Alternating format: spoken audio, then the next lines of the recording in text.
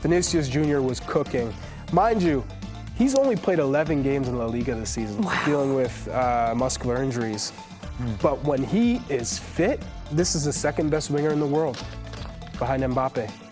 It's Mbappe and Vinicius Jr. And he's just so difficult to stop because he's so quick and explosive, and he can go left and right. He's got that little hesitation in his game when he's on the ball. His dribbling is magnificent.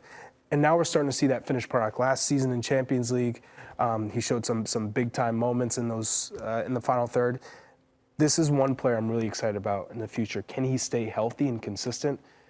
Because I think a Ballon d'Or is in his future as well. Sounds about right. Yeah, he plays years above his age. And the intelligence of his runs, to match the intelligence, the ability on the ball, the ability to cut with that speed, it's just amazing. And if you're going to play a highline against him, it's going to be highlight reels. Does that make sense? It's shocking. And I think Vinicius, because he scored the hat-trick, takes a little bit of the shine away from Rodrigo that was phenomenal. He's so good, and just because he plays alongside Vini, I don't think he gets the flowers he deserves. Moving the conversation forward, though, it's time to sound the alarms for Barcelona. It's time to sound the alarms for Xavi, especially in these games where actually, I just got to think they can't afford to sound the alarm.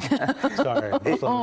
They try to pull a lever, but no alarm. It becomes the example of how wide the breach is between Real Madrid and Barcelona.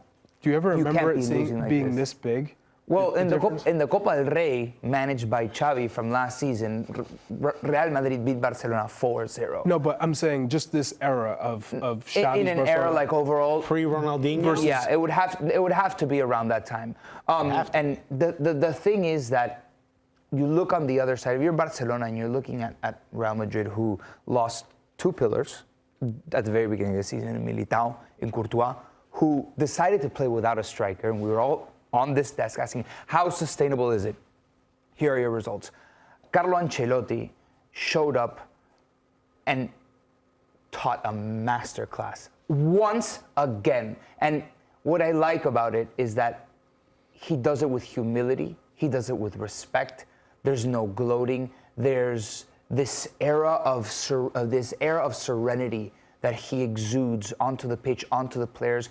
He has created a harmony in a locker room that I question whether he even needs Mbappe to come and shake things up. I don't think he does. At the moment. They are one of the strongest teams in Europe, and on the other side, Barcelona have continuously stepped up to the plate, and the big games that they've needed to win under Xavi, a lot of them they've lost. Go back to Bayern Munich in the Champions League last season, several times already against Real Madrid, and not only that, you have lost an emphatic style. Yes, Xavi has a La Liga under his belt. He had his team playing well at the end of last season when they went on a nice run.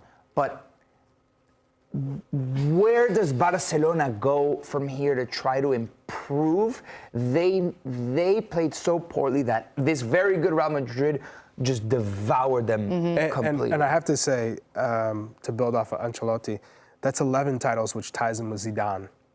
It ties him with Zidane, second most in club history.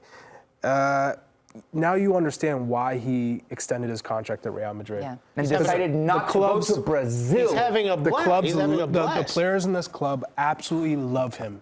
He gives confidence. I think he's transparent. The way he's been able to shake up the lineup, and to put a Luka Modric on the bench or Toni Kroos and rotate, to be able to do that and have players still buy in, it's incredible. And look at these standings right now, though. I'm just looking at Barcelona is in fourth. Look at Atleti right behind them. I mean, they're in danger of being out of Champions League. Being out of Champions League as well. Yeah.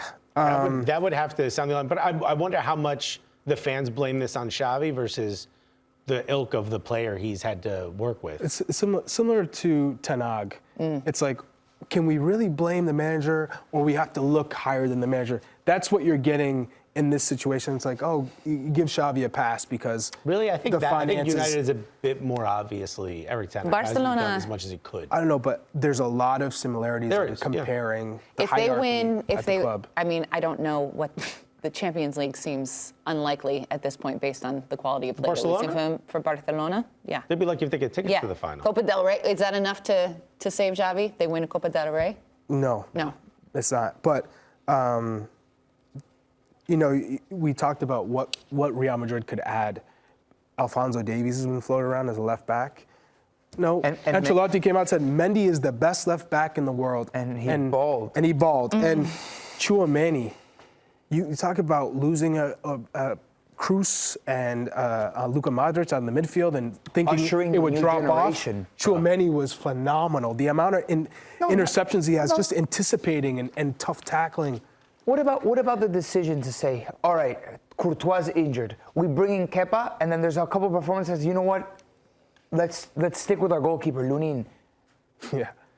And he's played lights out. He reinvents himself, Carlo Ancelotti, every time. Plus, with the modernity of the game, he has stayed relevant through so many decades of football. Different eras of football. Look at Mourinho, who hasn't been able to do that. For example, stayed relevant. Obviously, when he won the Champions League, when he was a younger manager. What do you mean he hasn't? He won a European title. I know it's the Europa Conference League, but he won. Okay, with all due respect for Mourinho, 100%, you're right. I'm talking about the creme de la creme of football, the world's elite. In that conversation, Ancelotti has went to Everton and then came back and said, "Hey, look at me." There's so much to respect out of that. Good point. Are we done? Good. All right. We're giving